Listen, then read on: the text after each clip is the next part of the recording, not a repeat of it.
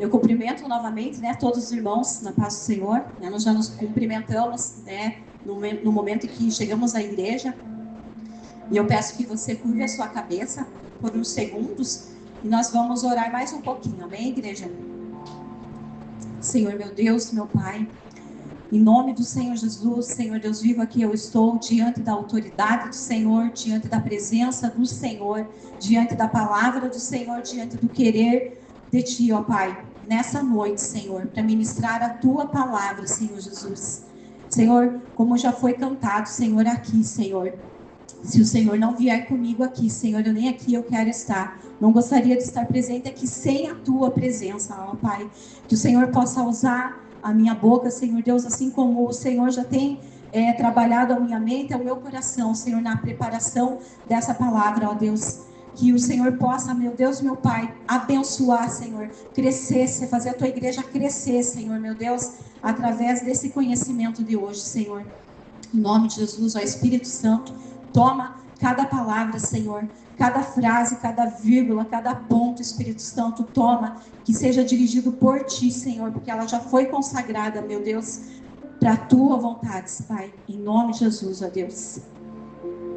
Irmãos, essa palavra que eu vou ministrar hoje, ela é a resposta de orações, né? Eu venho assim, por algum tempo já na minha vida, enfrentando uma certa situação dentro da minha casa, né?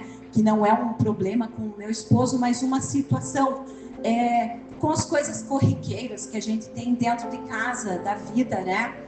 E eu até cheguei a comentar com a mãe, né, sobre essa situação. Eu estou orando, eu decidi que eu vou orar, porque às vezes a gente vai vivendo com aquele problema, a gente vai enfrentando, mas a gente não busca, né, o porquê aquilo está acontecendo na vida da gente.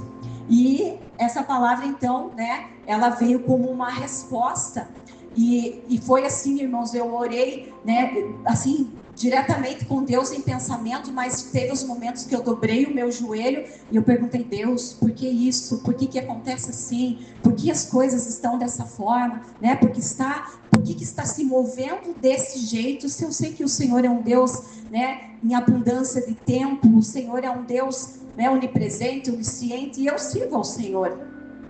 E eu quero falar para vocês, irmãos, que eu comecei a orar no início, né, do mês passado, do mês de fevereiro, né?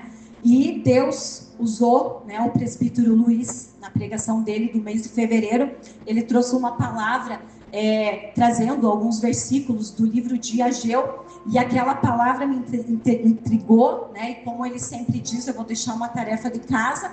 Ele pediu que nós lêssemos em casa o livro de Ageu, no capítulo 1 e no capítulo 2, que são apenas dois capítulos que tem, né? Então eu quero glorificar ao Senhor pela vida do Luiz, porque ele usou o irmão Luiz para responder algo que eu vinha questionando, irmãos. E às vezes a gente contar, eu estava em oração, mas só Deus sabe a aflição que eu estava, né? E né, como o irmão pregou aquela palavra, ele pregou alguns versículos e me intrigou. E eu quero contar para vocês, irmãos, que eu fui para casa e naquela mesma noite, eu deitada na minha cama, olha o que o Senhor faz com o povo dele, igreja. Quando a gente pergunta para ele lá no secreto, Deus, por que está acontecendo isso comigo?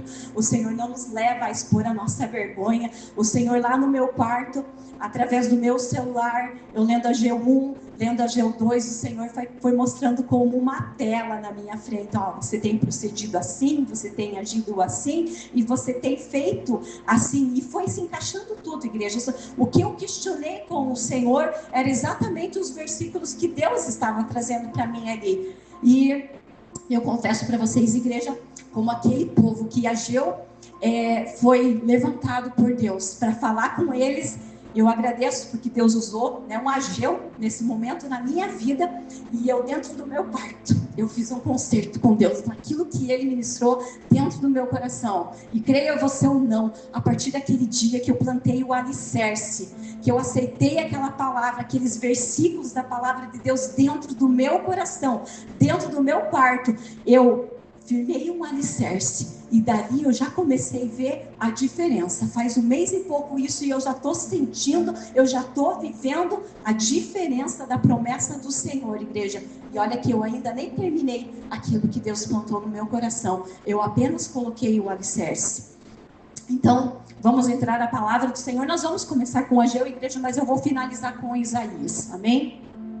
Então, o que acontece, né? Lá no livro de Ageu, vai contar a história do povo de Deus, que tinha sido levado para a prisão na Babilônia, e eles foram levados por causa deles mesmos, porque eles não queriam obedecer a Deus, eles não queriam obedecer os mandamentos de Deus. Então Deus, né, permite que eles vão presos para a Babilônia, e quando eles vão lá presos para a Babilônia, eles começam a ter diversas dificuldades, diversos problemas, e chegou um tempo que as pessoas, né, que foram os remanescentes, os que aguentaram, que ficaram vivos, Deus deu a oportunidade deles voltarem para a terra natal deles, né, do lugar onde eles haviam sido removidos.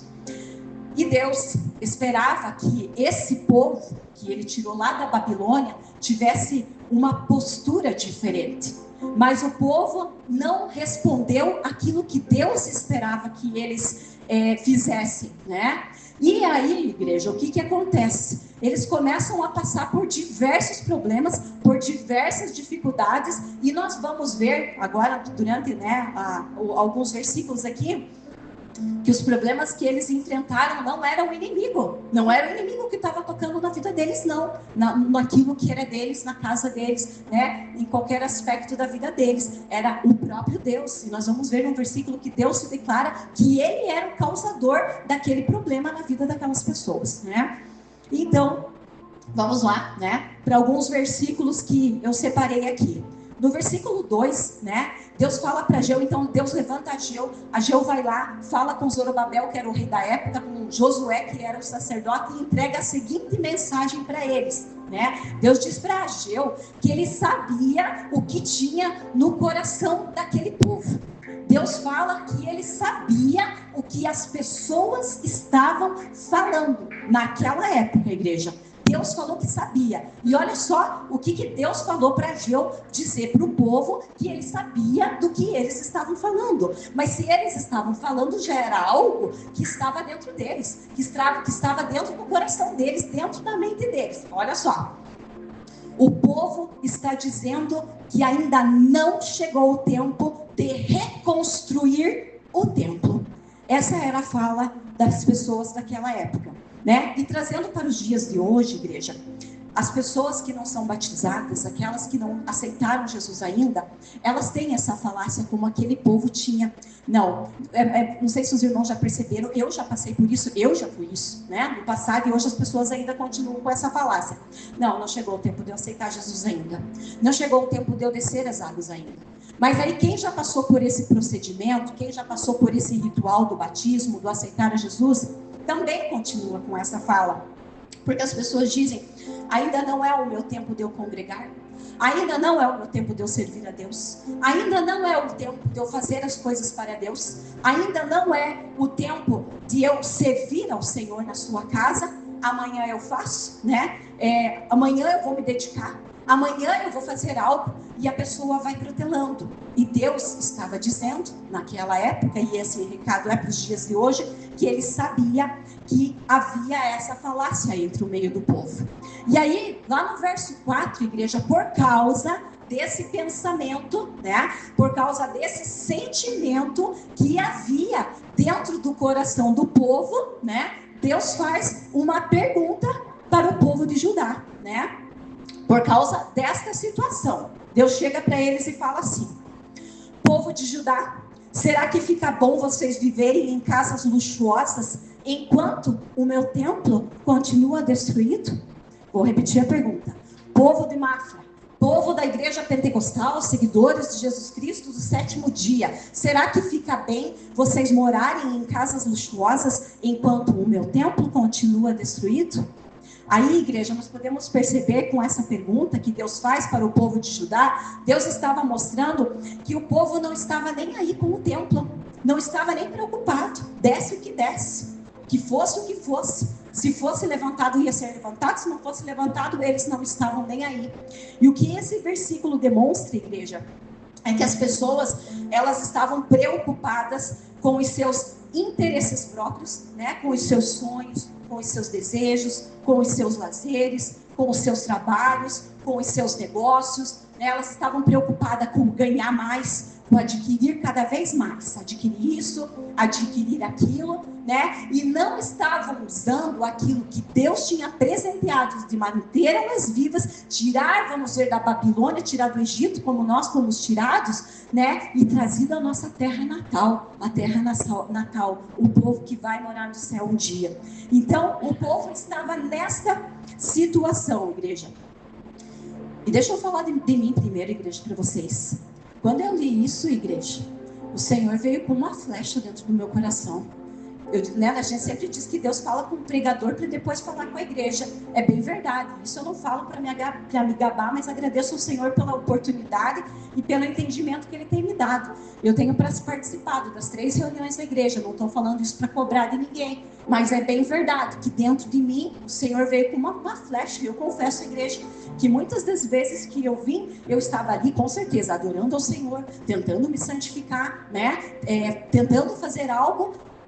Mas muitas das vezes a minha cabeça estava dentro dos meus planos, dentro dos meus sonhos, dentro dos meus desejos, a preocupação com o meu trabalho, com aquilo que eu penso em realizar na minha vida. Então, de certa forma, como uma troca, muitas vezes, né, a gente está na igreja, estou na igreja, estou louvando o Senhor, estou adorando. Não, estou louvando, estou adorando, está tudo certo, né? Mas a gente está com o nosso coração ainda nas nossas casas luxuosas. Ô, irmã, eu nem moro numa casa luxuosa, nem eu não moro numa casa luxuosa, mas o que Deus está tratando aqui em sentido de casas luxuosas, irmãos, é sobre o nosso coração estar nos nossos interesses próprios. Porque às vezes não é a casa luxuosa, mas é a pessoa que se mata de trabalhar para comprar roupas caras, para comprar um carro caro, né? E tantos outros sonhos, tantos outros desejos que nós vamos deixando entrar dentro do nosso coração. Né? E eu pude ver assim, igreja, que a minha situação, que já vai ter um versículo lá na frente que respondeu a minha oração, mas me encaixou como resposta à causa. A causa porque eu estava presente, e é verdade, colaborando naquilo que o meu entendimento dava, mas Deus me deu um choque de realidade. Espera aí, eu não te chamei para você ficar desse jeito. Muitas vezes nós estamos mortos dentro da casa do Senhor, e não é isso que o Senhor espera, uma pessoa inerte. O Senhor, Ele tem algo para cada um, igreja, para cada um de nós. Vai ter dias sim que nós vamos vir, que nós vamos ficar sentados, e que nós vamos ouvir, porque nós precisamos sermos alimentados, mas o Senhor, Ele também vai nos tirar do banquinho, vai tirar do conforto e vai fazer nós trabalharmos para Ele. E aí, mediante essa pergunta, né, que Deus fez para aquele povo, naquela época, povo de Judá, será que fica bom vocês viverem em casas luxuosas enquanto o meu templo continua destruído?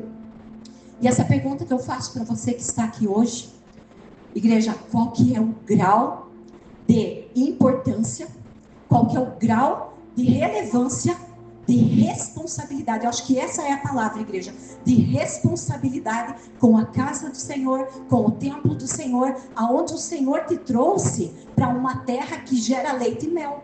Eu acredito que cada um aqui dentro, igreja, tem um testemunho de vida através desse lugar. Quantas bênçãos, né? Nós podemos contar que nós já recebemos da casa do Senhor, através da casa do Senhor. E é bem verdade, igreja. Né? Esses dias o irmão Gilmar comentou algo aqui no culto, né? Que às vezes precisa, né, irmão Gilmar, dar umas reviravoltas na vida da gente para a gente conseguir vir, né, para a igreja. E não é diferente comigo também, né? Então o que eu quero dizer, igreja, é que nós precisamos ter uma organização e uma administração pessoal, igreja, para que nós não nos encaixemos como esse povo, deixando o templo do Senhor em segundo lugar. Em segundo lugar, se tivermos que abrir mão de algo na nossa semana, se tivermos que sacrificar, igreja, alguma coisa, que não seja a nossa assiduidade ao templo do Senhor, para que o Senhor não venha através, né, desse versículo, né, nos chamar a atenção. E às vezes, igreja, quando só vem um versículo e fala conosco, tudo bem, está tudo certo, mas o problema é quando o Senhor, de alguma forma, Ele vai chamar a nossa atenção, Ele vai tentar nos acordar, né? A palavra de Deus diz, no livro de Jó, que Deus fala uma vez. Ele fala 2 vezes, e ele fala por boca, ele fala usando o profeta, ele usa o pregador, ele usa um louvor, mas o povo não dá ouvido. E aí chega uma hora que ele tem que entrar com uma certa correção diferente para que a pessoa se acorde, e para que não venha nem igreja falando de obras e coisas de fazer, mas simplesmente por causa da nossa salvação, né? Então, outro versículo que me vem à memória, igreja, é a história do filho pródigo. Todo mundo já conhece a história do filho pródigo. Qual que é a história que acontece com ele, né?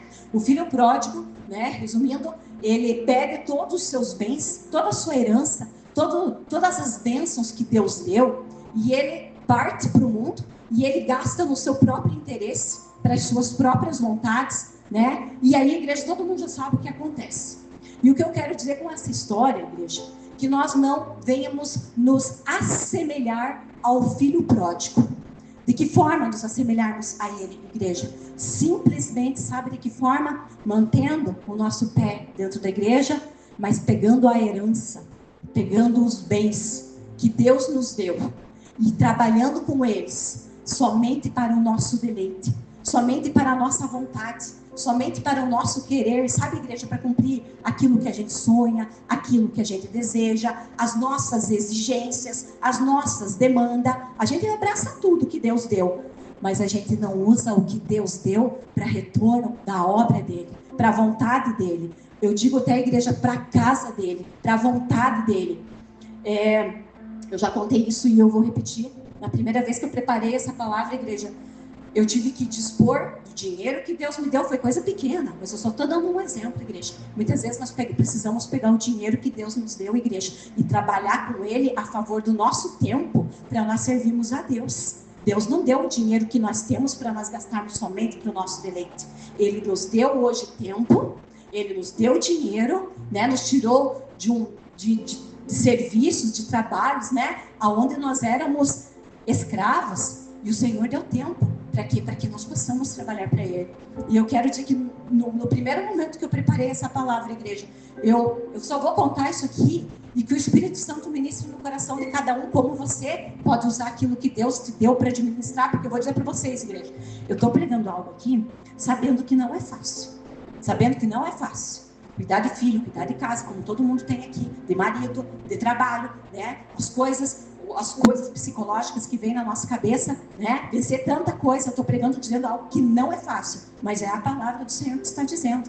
Não é fácil, mas a gente tem que saber priorizar, né? E saber ser grato com Deus, igreja. Grato com o Senhor naquilo que Ele já nos deu, né? Da terra seca, pobre, que nós não tínhamos nada. Eu sei que nós não somos ricos e milionários, mas, igreja, vamos ser gratos que nós não somos mais quem nós éramos. É ou não é? Deus, nós não somos mais aquilo, né, da forma como nós chegamos, com dificuldade, com tanto problema financeiro, espiritual, de todas as formas. Mas eu quero dizer para vocês que no primeiro momento que eu preguei, porque eu preparei essa palavra, né, eu já contei isso, eu tive que, naquele dia, eu ia, né, estava tudo programado para eu fazer uma janta. Eu falei, meu Deus, eu não vou dar conta de preparar a palavra e preparar a janta hoje. Liguei para o meu marido, vai lá e pega um lanche para nós hoje. Hoje não tem jeito de eu fazer janta, né? Graças a Deus, Deus nos abençoou para isso, é usar, igreja, aquilo que Deus nos deu para a gente usar para a obra do Senhor, para o ministério do Senhor. O Senhor não está pedindo para você entregar tudo, mas Ele sabe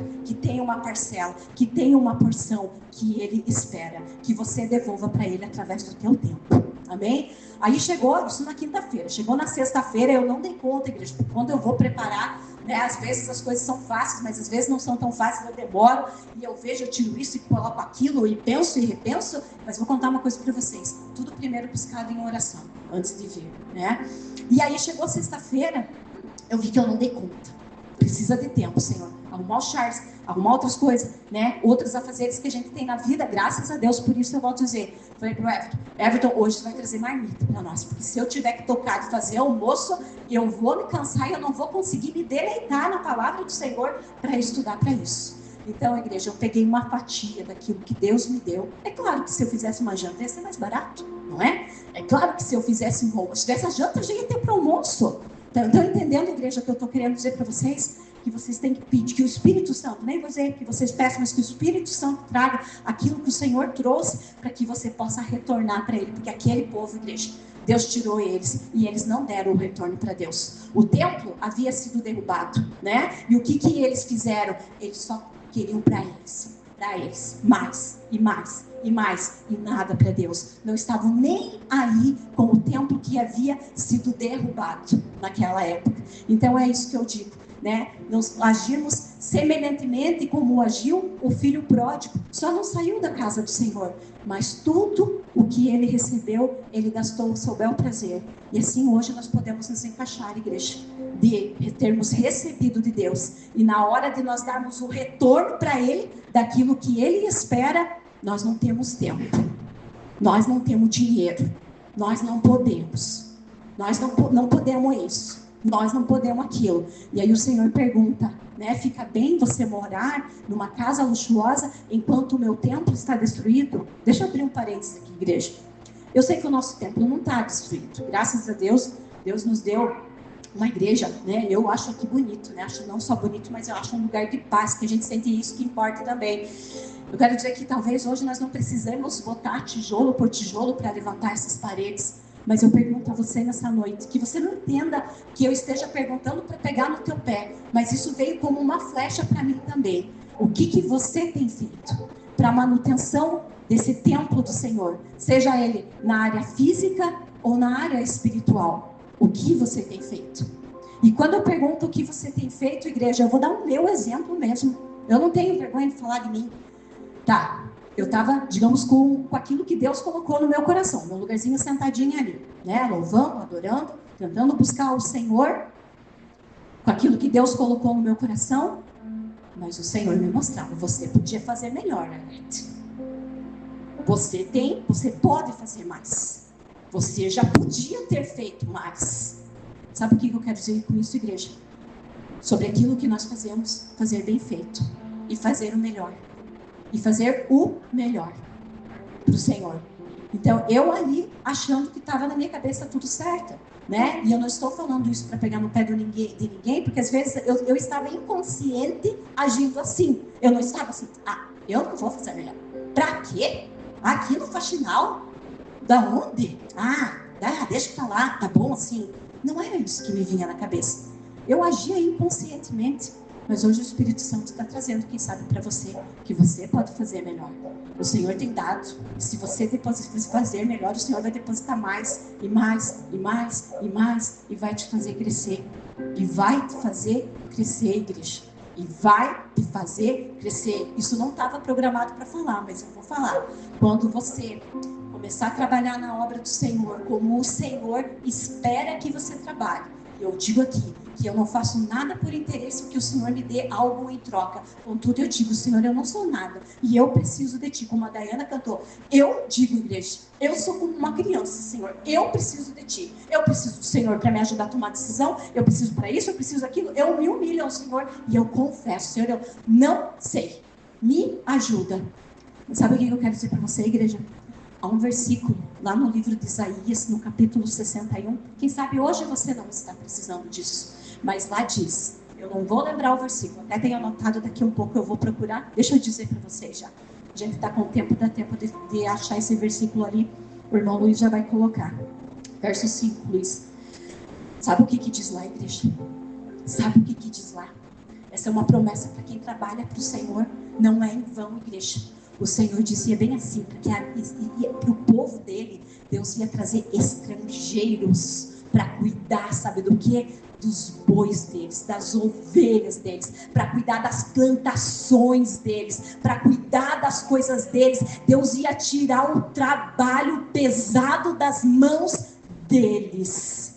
Que você receba nessa noite. É isso que o Senhor vai promover na vida de pessoas que se dispuserem, igreja, não como uma moeda de troca. Agora a Arlete pregou e disse que se eu for pregar lá na frente, e que se eu for cantar, e que se eu fizer isso, Deus vai fazer isso por mim. E Ele vai mesmo. Mas o teu coração tem que ser sincero com o Senhor. Senhor, eu estou aqui porque eu quero te servir, eu quero te adorar, eu quero conhecer ao Senhor, eu quero ser a tua imagem, eu quero ser a tua semelhança, não como uma barganha de troca, não como uma moeda que Deus vai fazer, mas essa promessa existe, e Ele vai fazer. A partir do momento que você dizer, eu tenho um compromisso com Cristo, não com a igreja, independente da situação, eu estou lá, independente do que der, eu tenho um trabalho que o Senhor colocou nas minhas mãos, e eu vou fazer bem feito. A partir do momento, igreja, que você tomar como decisão isso, como volto a falar, com um coração puro, com uma intenção pura dentro do teu coração, Deus vai começar, como eu falei para a Adriana, isso, que Deus ministrou isso na minha cabeça. As mulheres que andam tão afadigadas com o trabalho, às vezes não têm ajuda, Deus vai começar a levantar pessoas dentro da tua casa, para te ajudar você a limpar a tua casa.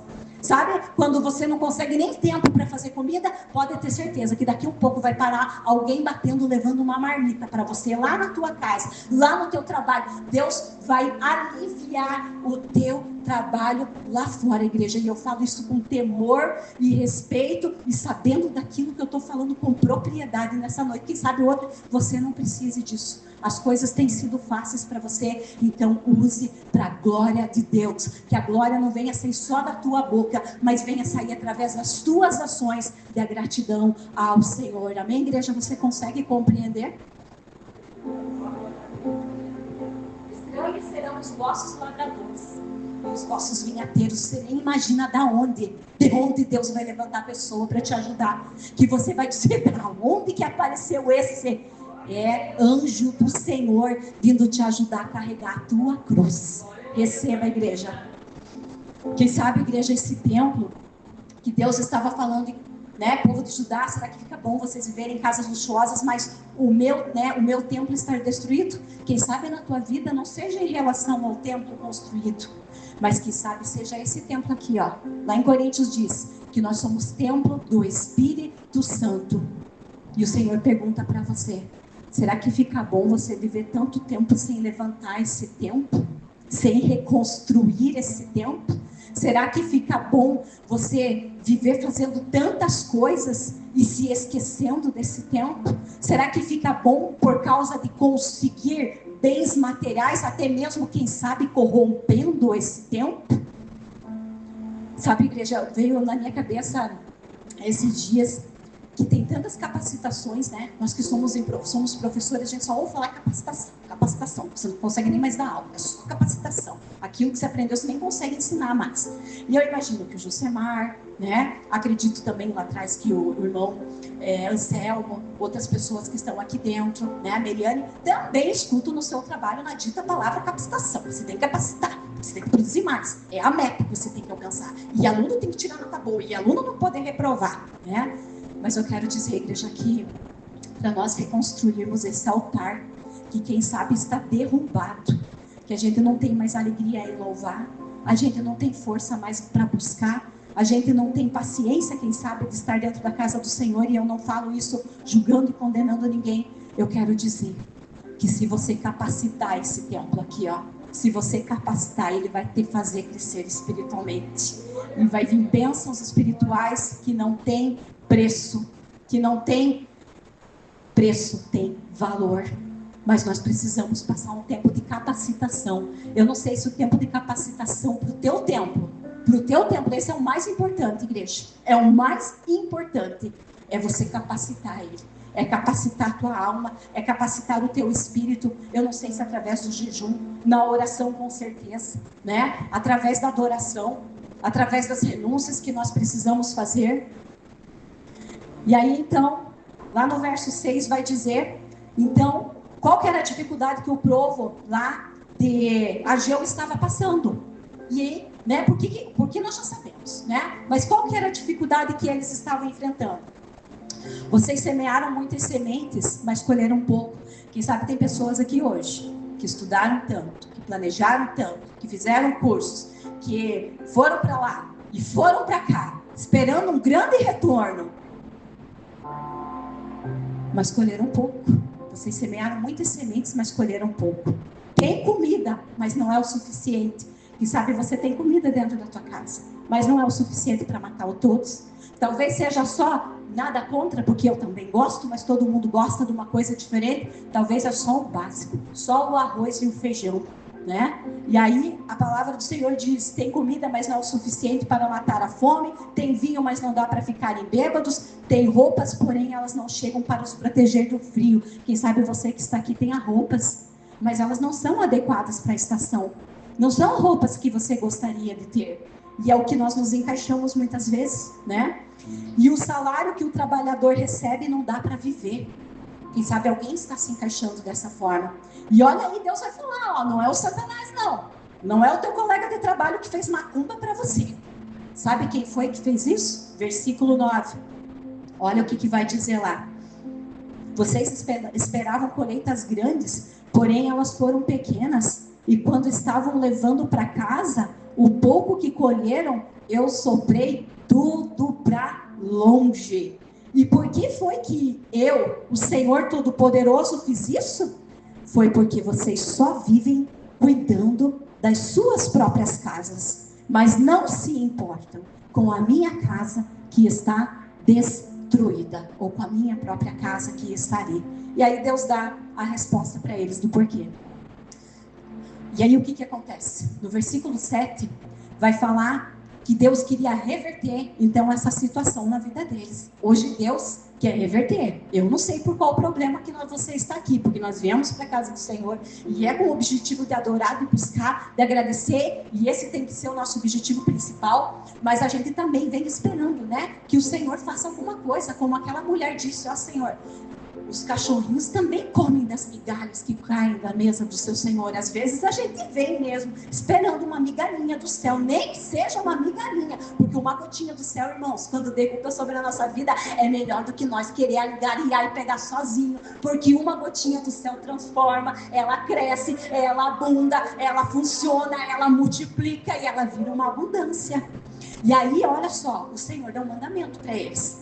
O Senhor diz bem assim para eles, lá no versículo 7, o Senhor vai dizer assim, ó: prestem atenção no que tem acontecido com vocês, né? Mas agora façam o quê?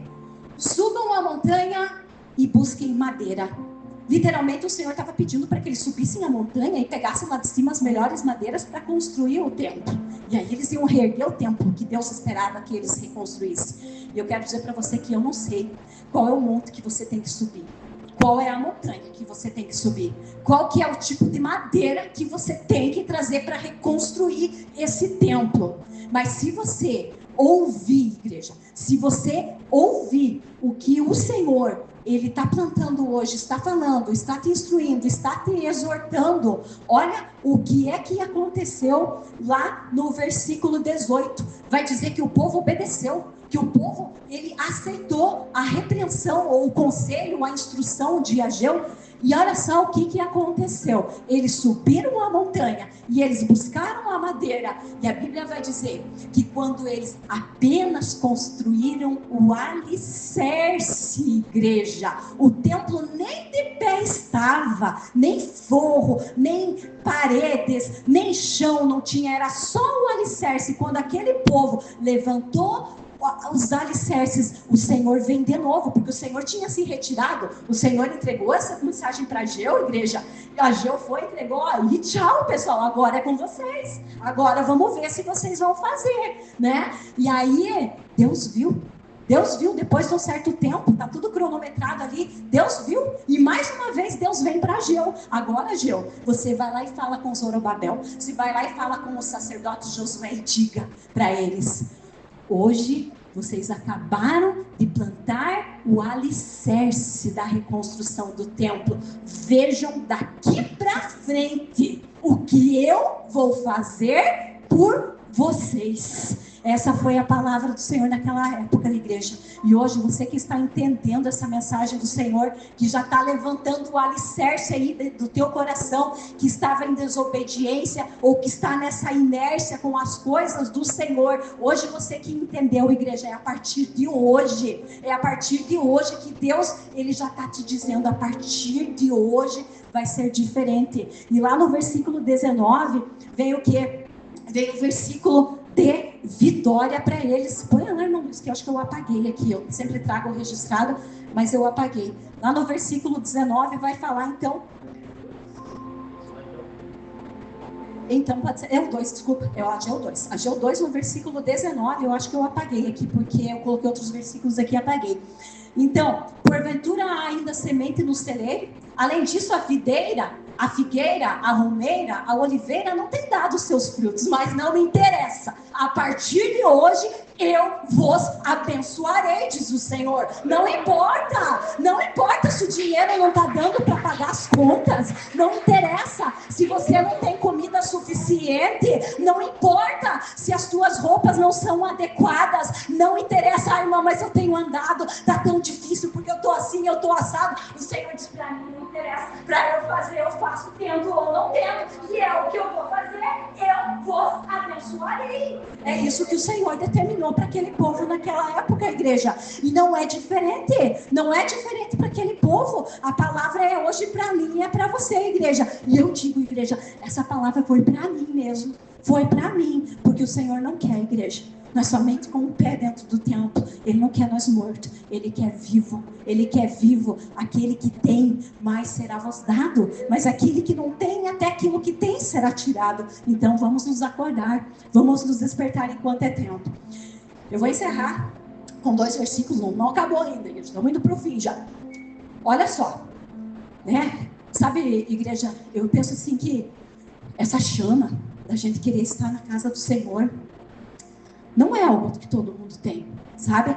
Essa vontade de vir para a igreja, essa vontade de ver que é importante a tua casa, que é importante os teus bens, que você tem trabalho, que você tem tanta situação, tanta coisa para fazer, sabe?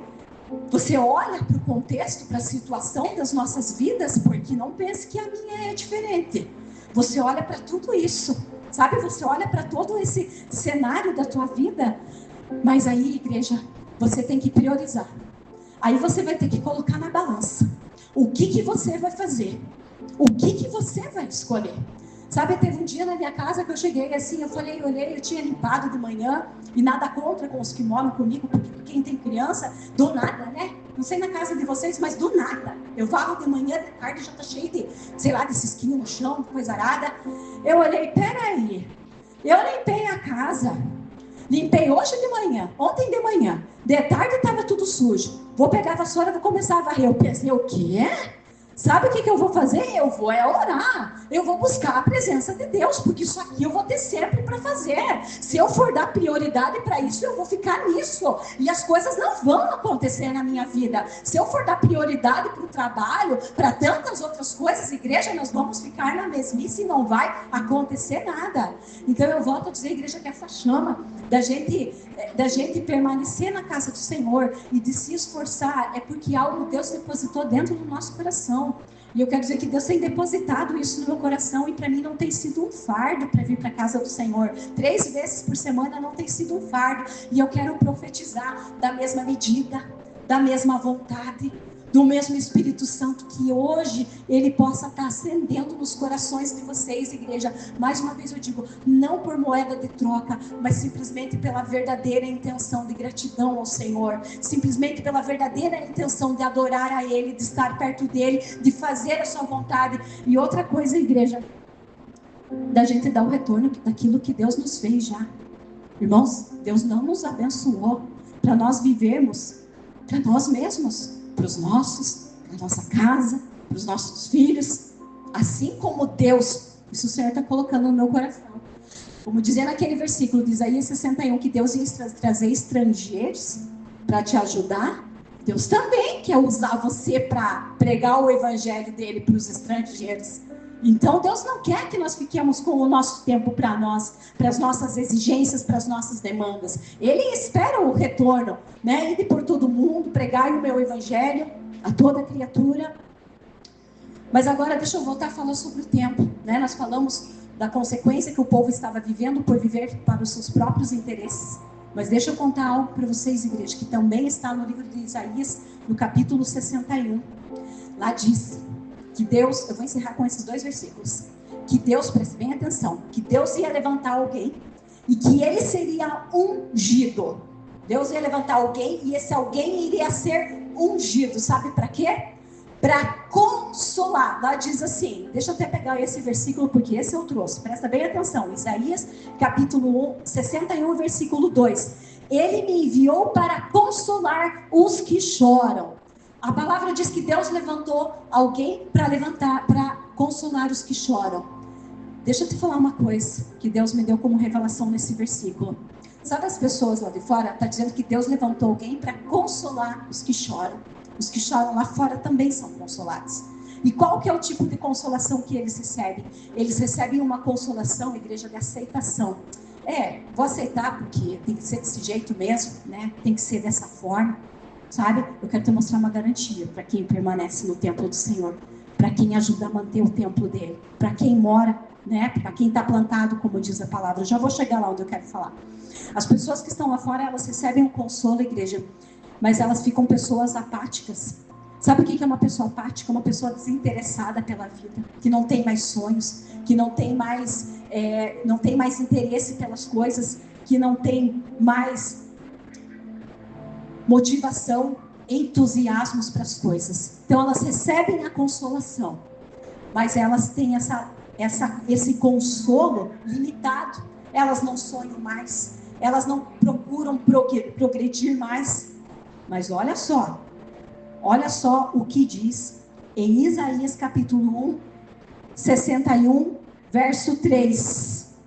Para dar aos que choram em Sião uma coroa de alegria, em vez de tristeza, um perfume de felicidade, em vez de lágrimas, e roupas de festa ao invés de luto. Sabe o que quer dizer isso, igreja? Chorar em Sião. Sabe o que quer dizer isso? Que queira você ou não, ou eu também, nós vamos passar, quem sabe, por problemas e por dificuldades. Mas aqueles que choram em Sião, o que é chorar em Sião? É chorar na casa do Senhor, mas não é vir com a intenção, eu vou lá para a igreja, eu já vou chorar e Deus vai resolver. Não, é estar envolvido com Sião. Sabe o que vai receber? Coroa ao invés de cinza. Vai receber alegria ao invés de tristeza. Sabe o que quer dizer isso? Roupas de festa ao invés de roupas de luto, igreja. Uma pessoa, quando se prepara para ir uma festa, ela está com ânimo, ela está com alegria, ela vai no casamento, ela procura a melhor roupa, ela, né?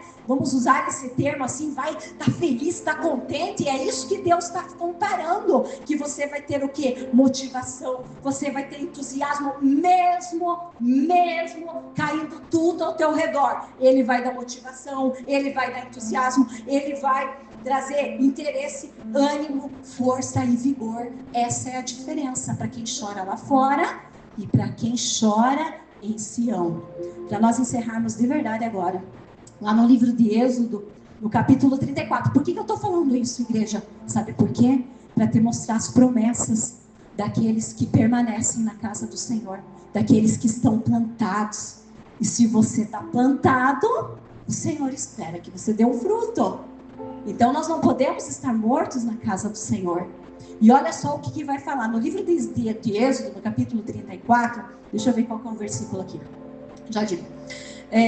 O que acontecia, igreja? Naquela época, o templo, o tabernáculo havia sido construído em Jerusalém, né? Então o povo já tinha tomado posse de algumas terras, né, prometidas que Deus tinha feito para o povo, e o povo de Deus, ele se espalhou para tudo que é lugar. Vamos dar um exemplo. O templo está aqui em Mafra, por exemplo. Então tinha gente em Rio Negro, tinha gente em Curitiba, tinha gente, quem sabe, fora do Brasil, gente em Florianópolis, Itaiópolis. E Deus pediu que durante 3 festas do ano, né, que Deus pediu para que eles comemorassem, eles viessem a esse templo em Jerusalém para congregar, para adorar a Deus, para servir ao Senhor. E olha a promessa que Deus fez para eles. Só que quando a gente não pensa no contexto da época, que não tinha carro, não tinha avião, né? Então eles vinham a cavalo, eles vinham a pé, e isso custava, né? Eles vinham sofrendo, digamos assim, e isso, igreja, levava tempo. Outra coisa, naquela época, a casa deles. Não é que nem a minha e a tua, que tem chave para fechar, tem câmera, alguns, né? Tem às vezes algum outro tipo de segurança, tem muro, né? Era diferente. Eles tinham as plantações deles, os animais deles ficavam tudo. Então imagina uma pessoa que vem fora do Brasil para Mafra a pé e ela deixa lá os bois, os bezerros, as ovelhas, deixa tudo lá para vir a esse templo para adorar a Deus. Oh, igreja, Deus cuida de tudo. Se a gente tivesse mais consciência daquilo que Deus tem para nós, a gente, quem sabe, trabalharia para o Senhor com mais liberdade. Olha como o Senhor é bom. Olha o que vai finalizar lá no verso 24 para esse povo. Verso 24 vai dizer assim, ó: eu vou expulsar as outras nações que estão diante de vocês, e assim aumentarei o seu território.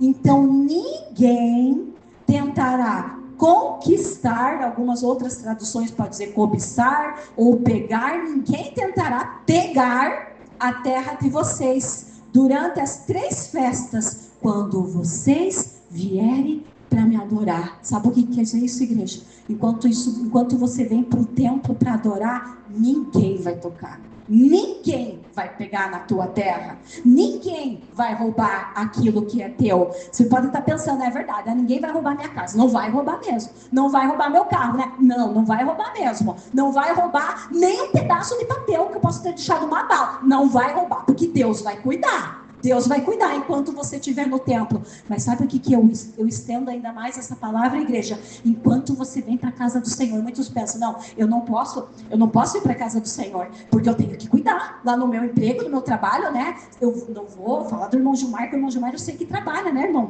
Tem o seu horário de trabalho, mas eu quero que a igreja entenda o que eu estou querendo dizer. Não, eu tenho que ficar lá, eu tenho que dar assistência, às vezes não é nem teu horário de trabalho. Estou dando um exemplo, eu sei que o Espírito Santo está ministrando na cabeça de vocês. Não, eu não posso ir porque eu não posso perder o meu trabalho, eu tenho que ficar em casa fazendo isso e fazendo aquilo, eu não posso ir para o templo porque eu tenho que fazer mais isso, porque senão eu vou perder o meu emprego. Então, você está agindo e não está confiando na palavra do Senhor, porque não é o que o Senhor está dizendo. Enquanto você vem para o templo, o que é teu, igreja, ninguém vai pegar. Tudo aquilo que você abrir mão de fazer para o homem, para a terra, para as coisas aqui, se você vier para a casa do Senhor, Ele te dá garantia para cuidar. Agora, se você deixar por outras coisas, o Senhor não assina embaixo, mas o Senhor assina embaixo pela palavra dele. Amém, igreja? Receba essa palavra, tome posse e aplauda o Senhor.